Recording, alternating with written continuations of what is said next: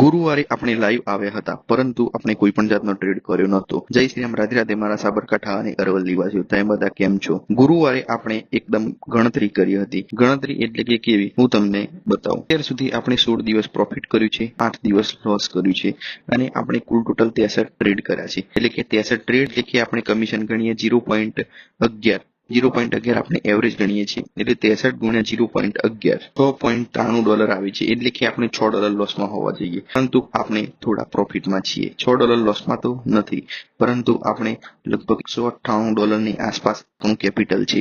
આપણે 2 દિવસ બાદ જોઈશું કે 1 મહિનો આપણો પૂરો થશે તો આપણું કેપિટલ શું પ્લસ જાય છે કે 200 ને 200 રહે છે અથવા 200 ની અંદર આવે છે.